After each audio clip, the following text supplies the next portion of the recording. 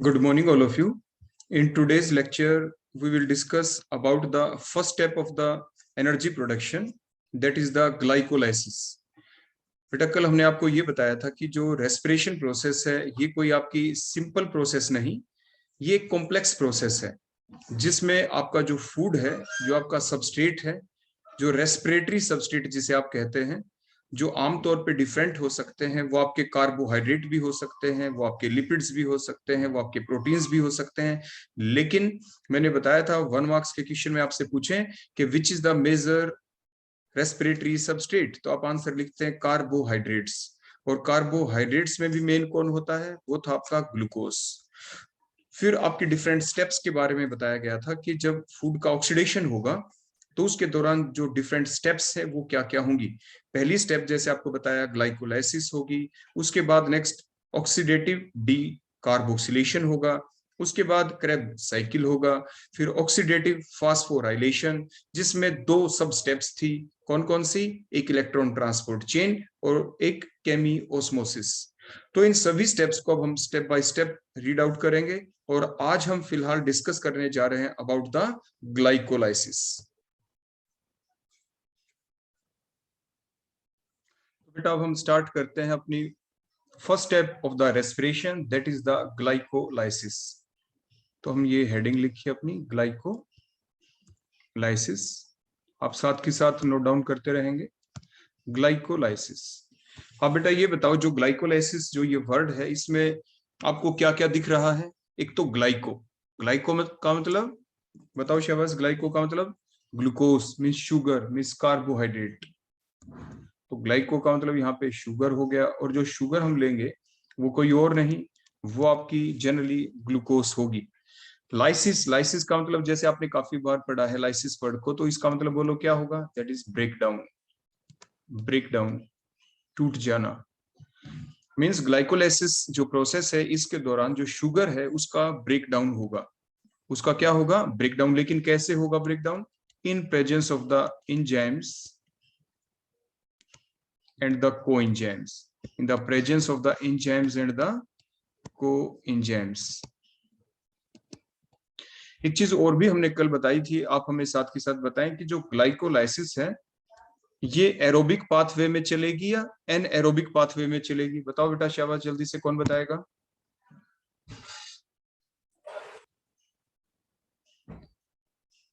बताओ बेटा। Anaerobic sir. हाँ, ये एन एरोबिक पाथवे में चलती है, whether the oxygen is present in the environment और नॉट।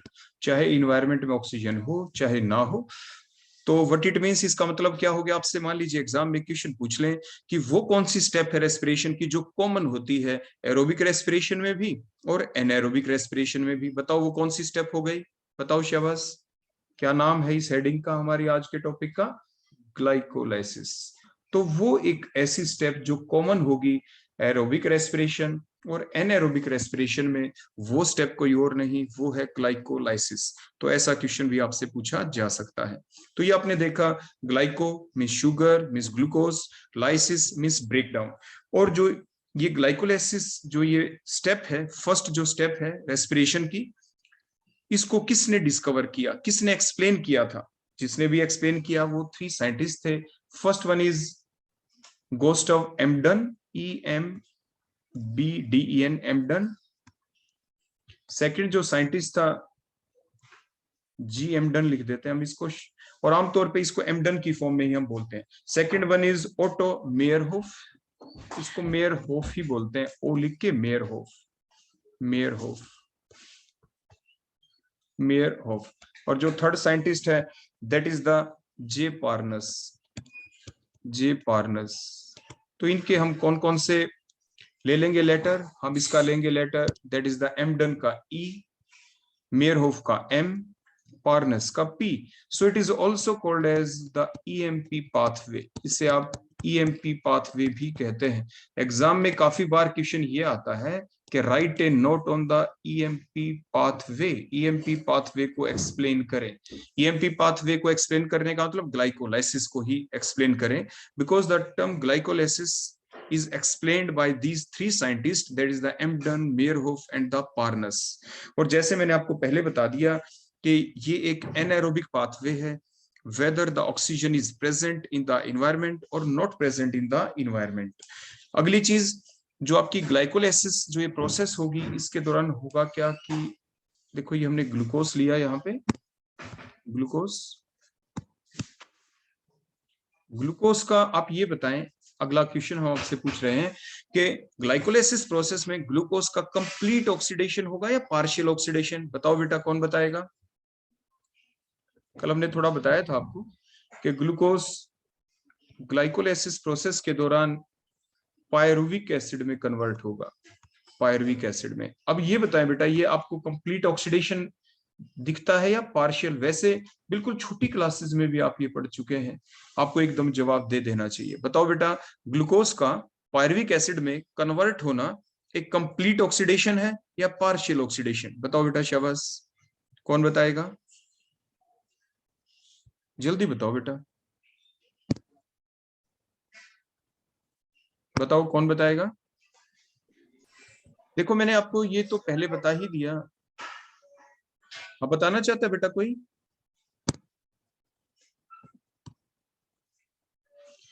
देखो ये तो आप पहले से ही जानते हैं, ये तो आप पहले से ही जानते हैं कि जो ये प्रोसेस है आपकी ग्लाइकोलाइसिस, इस प्रोसेस के दौरान आपका जो ग्लूकोज है, जो आपका बेटा कौन है? ग्लूकोज, जब इसका अगर कंप्लीट ऑक्सीडेशन होता तो बोलो क्या बनता लास्ट में जाके? फिर तो बेटा आपका लास्ट में जाके CO2 गैस बनती प्लस वाटर बनता, C6H12O6 in presence of oxygen give rise to, बोलो क्या? CO2 plus H2O along with the liberation of the energy, along with the liberation of the energy, साथ के साथ एनर्जी भी निकलती है। मीन जब CO2 बने, जब H2O बने, तभी तो आप उसको कहते हैं कंप्लीट ऑक्सीडेशन हो जाना। अब इसी बात को आप ध्यान में देखें और इधर देखो, ग्लूकोज क्या CO2 में कन्वर्ट होता है, क्या H2O में कन्वर्ट होता है ग्लाइकोलाइसिस प्रोसेस में? नो, ये तो एक इंटरमीडिएट में कन्वर्ट हुआ है जिसे पायरुविक एसिड कहते हैं। इट मींस ग्लूकोज का पायरुविक एसिड में कन्वर्ट हो जाना एक पार्शियल ऑक्सीडेशन है। बोलो कैसा oxidation? It is a partial oxidation. तो ऐसा भी एग्जाम में आपसे पूछा जा सकता है। क्लियर हो गया बेटा? आगे इतनी बात समझ में? इसके बाद नेक्स्ट अब हम देखेंगे कि ये जो ग्लाइकोलाइसिस जो प्रोसेस हमारी चली, इसके अंदर 3 मेन स्टेप्स होती हैं। देखो जो एक ग्लाइकोलाइसिस जो प्रोसेस चलेगी, इसमें 3 स्टेप होंगी। वो देखो कौन कौन सी? Number 1, that is the phosphorylation of glucose, phosphorylation of glucose. ये हम बता रहे हैं कि ग्लाइकोलाइसिस प्रोसेस जिसमें ग्लूकोज पायरुविक एसिड में कन्वर्ट होगा तो कौन सी 3 स्टेप्स के थ्रू होगा? So these are the first one, that is the phosphorylation of glucose, ये स्पेलिंग बेटा ठीक कर लेना, ग्लाइकोज लिख दिया था मैंने, ग्लूकोज। सेकेंड स्टेप आएगी जिसे आप क्या कहेंगे? That is the splitting of the glucose, splitting of the glucose, splitting of the glucose. इसके बाद एक थर्ड स्टेप आती है, उस थर्ड स्टेप को आप कहेंगे ऑक्सीडेशन बाय डिहाइड्रोजनेशन। उसे आप क्या कहेंगे? ऑक्सीडेशन बाय डिहाइड्रोजनेशन,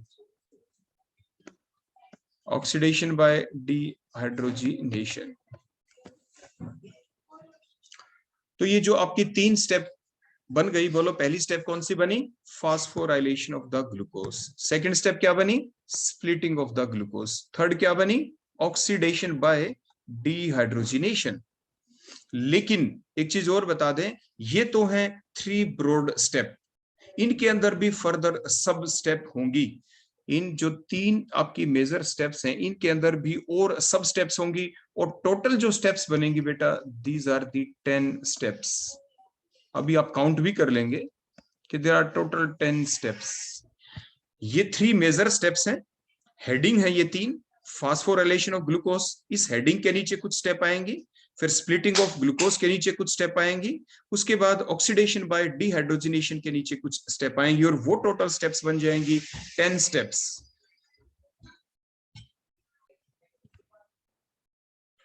अब आप हमें ये बताएं बेटा, जो इनिशियल सबस्ट्रेट है ग्लाइकोलाइसिस में, वो कौन है? बताओ बेटा शहबाज, मैंने बताया था जाते ही। बताओ क्या नाम लिखूं मैं? ग्लूकोज। हाँ, ग्लूकोज, बिल्कुल ठीक। तो हमारा इनिशियल देखो जो सबस्ट्रेट होगा, देखो हम यहाँ पे बिल्कुल टॉप में ही लिख देते हैं, दैट इज ग्लूकोज। वो आपका ग्लूकोज होगा। देखो हमने ये ग्लूकोज लिख दिया। बताओ ये कितने कार्बन कंपाउंड है? 5 कार्बन या 6 carbon compound? It is a 6 carbon compound. ये एक 6 कार्बन कंपाउंड है। उसके बाद होगा क्या? सबसे पहली स्टेप के अंदर जो ग्लूकोज है, it get converted into the glucose 6 phosphate. ये ग्लूकोज 6 फास्फेट में कन्वर्ट होगा in the first step, that is called as phosphorylation of the glucose. Glucose 6 phosphate के अंदर कन्वर्ट होगा, लेकिन in the presence of the enzyme that is called as hexokinase. उस enzyme का नाम होगा हेक्सोकाइनेज, या आप इसे ग्लूकोकाइनेज भी कह देते हैं। जब भी एंजाइम का नाम लिखें उसके बाद ई लिख के उसके ऊपर सर्कल लगा दें, और इन the presence of the magnesium ion Mg2+ ion. और इस स्टेप के दौरान एनर्जी की जरूरत पड़ती है, और एनर्जी की जो जरूरत पड़ेगी that is taken in the form of ATP. 1 mole of ATP is required for the conversion of glucose into the glucose 6 phosphate. और वो एनर्जी जब निकलती है वो निकलती है in the form of inorganic phosphate, और एडीपी देखो साथ में रीजनरेट हो गया। तो ये थी पहली स्टेप, जब ग्लूकोज किस में कन्वर्ट हो गया? ग्लूकोज का फास्फोराइलेशन हो गया, और ये कन्वर्ट हो गया ग्लूकोज 6 फॉस्फेट के अंदर। ये है स्टेप नंबर 1। इसके बाद जो ग्लूकोज 6 फॉस्फेट है ये कन्वर्ट हो जाएगा, आइसोमराइजेशन होगी अब यहाँ पे। In the next step the isomerization takes place and the glucose 6 phosphate get converted into the fructose 6 phosphate। वो fructose 6 phosphate में कन्वर्ट हो जाएगा। देखो ग्लूकोज का formula, molecular formula C6H12O6, fructose का फार्मूला C6H12O6। तो मींस दोनों एक ही जैसे है ना। तो ग्लूकोज 6 फॉस्फेट और फ्रक्टोज 6 फॉस्फेट दोनों का मोलर मास एक जैसा, मोलिकुलर फार्मूला एक जैसा, इसलिए एक दूसरे के आइसोमर्स हैं। ये दोनों एक दूसरे के बेटा क्या हैं? आइसोमर्स। इसलिए जो एंजाइम है उसका नाम है फास्फोग्लूकोज आइसोमरेज। तो एंजाइम का नाम क्या होगा?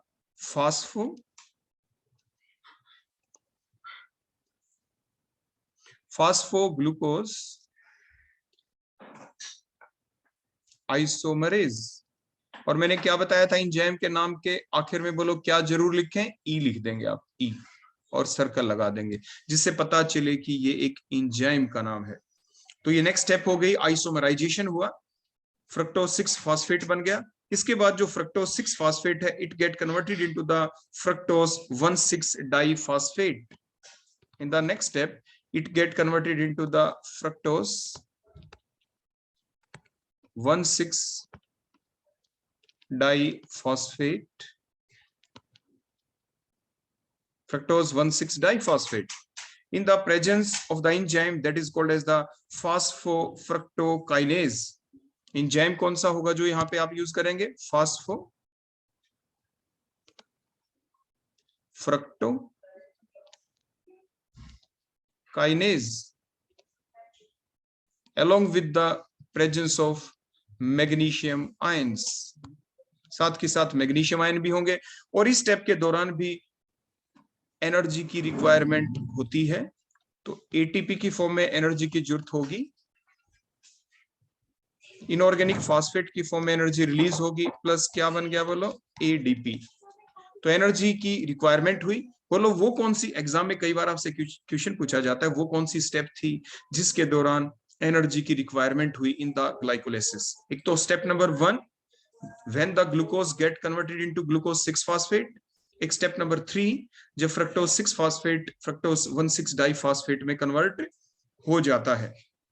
इसके बाद नेक्स्ट स्टेप के अंदर आपका नेक्स्ट जो फ्रक्टोज 1,6 डाइफॉस्फेट है it get now been converted into the another compound that is glyceraldehyde 3 phosphate.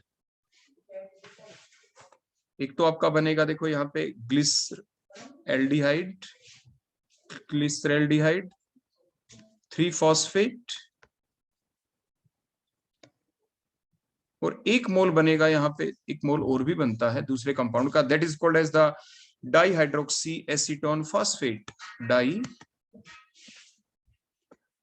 Hydroxy acetone phosphate.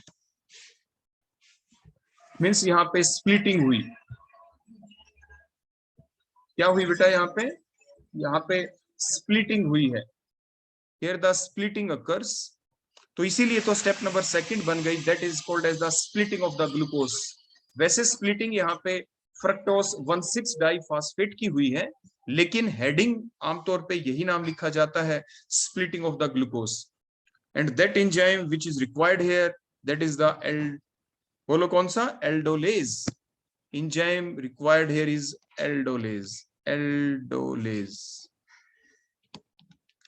So means in the presence of the enzyme aldolase, the fructose 1,6 diphosphate gets split to give the 2 moles of the compound, and these are the glyceraldehyde 3-phosphate and the dihydroxyacetone phosphate, and both are the 3 carbon compound. हमने देखा ना जो initial reactant था glucose वो एक 6 carbon compound है, अब splitting हो गई, डाइहाइड्रोक्सीएसीटोन भी 3 कार्बन कंपाउंड है, क्योंकि आपको फार्मूला पता है ना एसीटोन का, CH3CO CH3 हो गए 3 कार्बन, ऐसे 3 कार्बन। ग्लिसरल्डिहाइड ग्लिसरॉल का फार्मूला आप जानते हैं, ग्लिसरॉल, उसमें भी 3 कार्बन होते हैं, दोनों के दोनों 3 कार्बन कंपाउंड है, दोनों के दोनों 3 कार्बन कंपाउंड। अब नेक्स्ट स्टेप में होगा क्या कि जो डाइहाइड्रोक्सीएसीटोन है ये आइसोमराइजेशन होगी, इट अगेन कन्वर्टेड इनटू, देखो मैंने इक्विलिब्रियम का साइन लगाया, डाइहाइड्रोक्सीएसीटोन अब किस में कन्वर्ट हो जाता है, दोबारा से ग्लिसरल्डिहाइड 3-फॉस्फेट में। मींस हमारे पास ग्लिसरल्डिहाइड 3-फॉस्फेट के 2 मोल्स मिल जाएंगे हमें। बोलो कितने मोल्स बनेंगे, 2 मोल्स।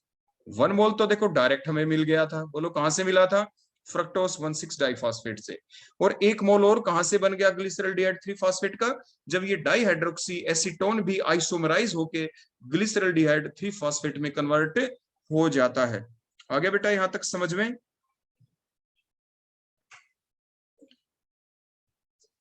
Yes sir.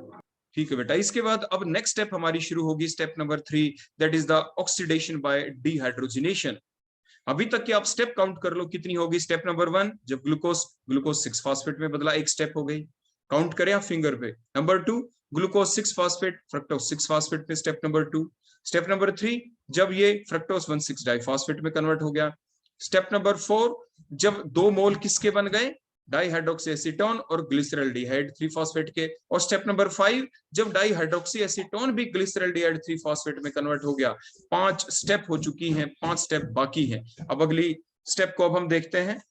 अब नेक्स्ट होगा क्या, जो आपके पास ग्लिसरल्डिहाइड 3-फॉस्फेट है, now it get converted into the 1,3 diphosphoglyceric acid. Now it get converted into the 1,3 डाइफॉस्फो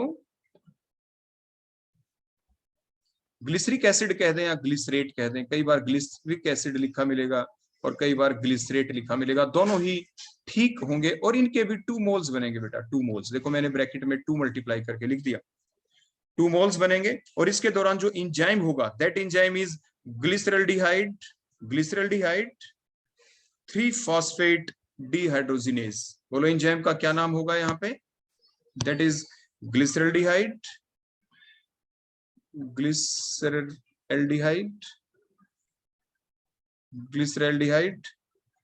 3-phosphate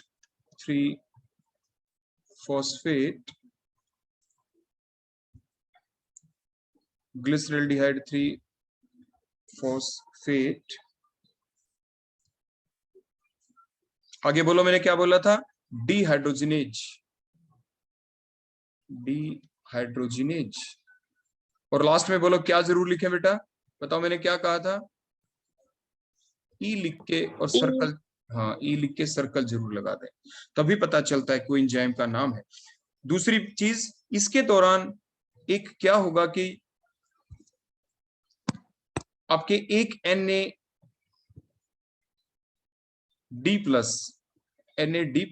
now been converted into the NADH plus H positive, क्योंकि हमने word लिखा dehydrogenation.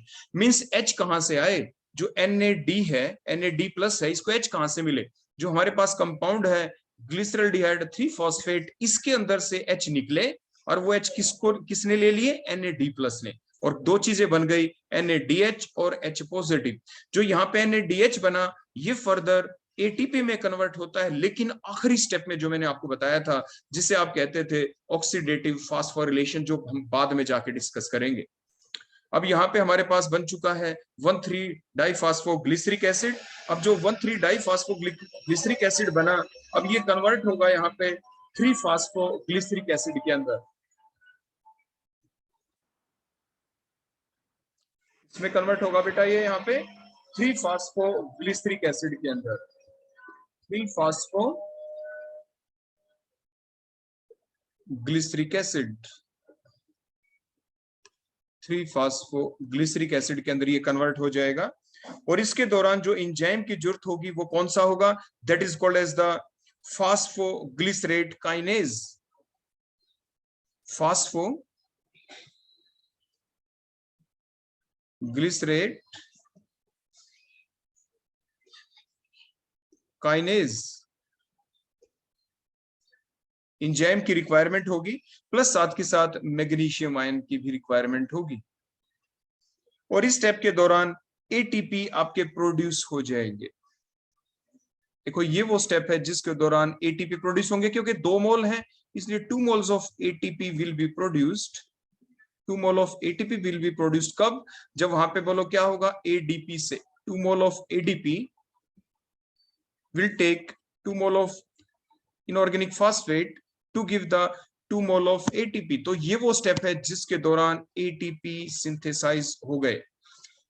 पहली स्टेप ऐसी थी, देखो स्टेप नंबर 1 जिसमें ATP requirement थी, step number 3 जिसमें एटीपी की रिक्वायरमेंट थी। अब ये नेक्स्ट स्टेप जो हमने अभी देखी जिसमें 1,3-डाइफास्फोग्लिसरिक एसिड 3-फास्फोग्लिसरिक एसिड में कन्वर्ट हुआ, यहाँ पे 2 मोल ऑफ एटीपी सिंथेसाइज हुए। इससे पहले वाली स्टेप में क्या हुआ था बोलो, 2 मोल ऑफ NaDH सिंथेसाइज हुए थे। अब इसके बाद नेक्स्ट 3-फास्फोग्लिसरिक एसिड किस में कन्वर्ट होगा, 2-फास्फोग्लिसरिक एसिड के अंदर। In the next step it get converted into the two phosphoglyceric acid, two phosphoglyceric acid, two phosphoglyceric acid के अंदर ये कन्वर्ट हो जाएगा। और इसके दौरान जो एंजाइम होगा that is phosphoglycerate म्यूटेज, phosphoglycerate म्यूटेज enzyme is required for the conversion of 3-phosphoglyceric acid into 2-phosphoglyceric acid. अब इसके बाद ये भी सारे ध्यान रखें, देखो हम ब्रैकेट में आप जरूर लिखते चले जाना, 2 मोल सिंथेसाइज होंगे बेटा हर बार। देखो मल्टीप्लाइड बाय आप 2 करते चले जाएं, मल्टीप्लाइड बाय आप 2 करते चले जाएं। इसके बाद नेक्स्ट स्टेप के अंदर आपके 2-फास्फोग्लिसरिक एसिड कन्वर्ट होगा फास्फोइनोल पायरुवेट के अंदर। 2 मोल्स बेटा किसके बनेंगे अब इसके बाद, फास्फोइनोल पायरुवेट के, फास्फोइनोल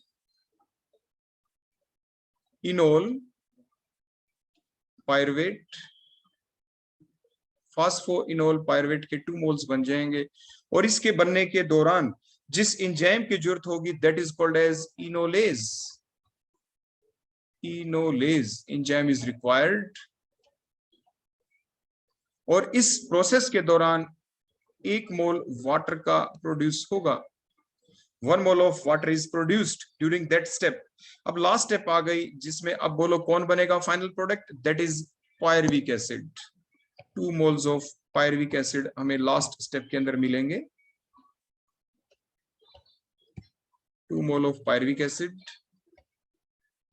और इसके दौरान जो एंजाइम होगा that is called as the pyruvate kinase. तो enzyme here is pyruvate kinase enzyme is required along with the magnesium or the potassium ion, along with the magnesium or the potassium ion. और इस step के दौरान भी आपके 2 moles of ATP बेटा synthesize होते हैं। 2 mole of ATP get synthesized. 2 mole of ATP synthesize होते कहां से होंगे? 2 मोल ऑफ एडीपी से, जब ये 2 मोल ऑफ इनऑर्गेनिक फास्फेट को गेन करेगा। तो आपने क्या देखा बेटा ओवरऑल? बताओ शाबाश जल्दी से, एटीपी कितने सिंथेसाइज हो गए? बताओ बेटा शाबाश, टोटल एटीपी के कितने मोल सिंथेसाइज हुए? बताओ, हम साइड में लिख रहे हैं यहाँ पे टोटल एटीपी सिंथेसाइज्ड। बताओ कितने मोल ऑफ एटीपी सिंथेसाइज हुए? 4 मोल ऑफ एटीपी। कहां कहां पे? एक तो आपकी स्टेप थी जिसके दौरान जब आपके 1,3 डाइफास्फो, देखो ग्लिसरिक एसिड किसमें कन्वर्ट हुआ है? 3-फास्फोग्लिसरिक एसिड के अंदर। देखो यहाँ पे ये दिख रहा है 2 मोल ऑफ एटीपी ये रहे, और 2 mole of ATP last step के अंदर देखो सिंथेसाइज हुए। टोटल 4 एटीपी आपके सिंथेसाइज हो गए, लेकिन 2 एटीपी यूज भी हुए, उनकी रिक्वायरमेंट भी हुई। वो कौन सी? एक तो फर्स्ट स्टेप में और थर्ड स्टेप में। तो एटीपी रिक्वायर्ड, बोलो वो कितने एटीपी की रिक्वायरमेंट हुई थी? दैट इज द, माइनस कर देंगे, -2 एटीपी। तो नेट जो एटीपी सिंथेसाइज हुए, नेट एटीपी सिंथेसाइज्ड, वो कितने सिंथेसाइज हुए? That is the 2 mole of ATP get synthesize during the glycolysis. Plus साथ के साथ आपने देखा, बड़े ध्यान से देखें आप, और बोलो क्या क्या सिंथेसाइज हुए थे यहाँ पे? आपके NADH सिंथेसाइज हुए थे। कितने मोल NADH के भी? 2 moles, plus 2 moles of NADH also get synthesized, and these 2 mole of NADH are equivalent to the 6 mole of ATP. देखो जो एक NADH होता है ना बेटा, वो 3 ATP के इक्वल होता है, और वो स्टेप जिसको आप क्या कहेंगे? That is called as oxidative phosphorylation.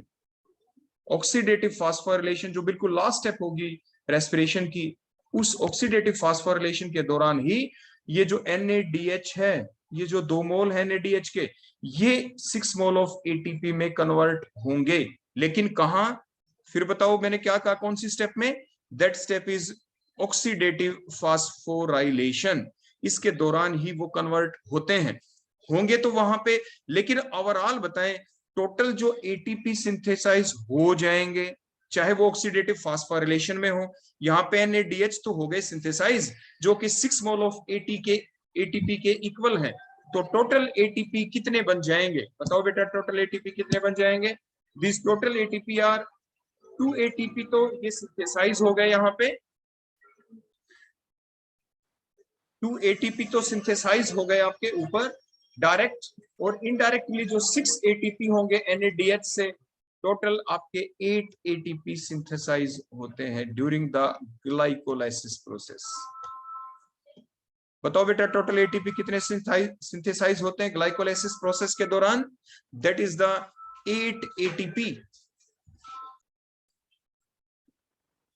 है बेटा किसी बच्चे को डाउट? या कंप्लीट आपके एग्जाम में पूरा तो आ ही सकता है, right A note on glycolysis या EMP पाथवे। ठीक है बेटा, आ गया समझ में सभी को? Yes sir. ठीक है बेटा, ओके, थैंक यू।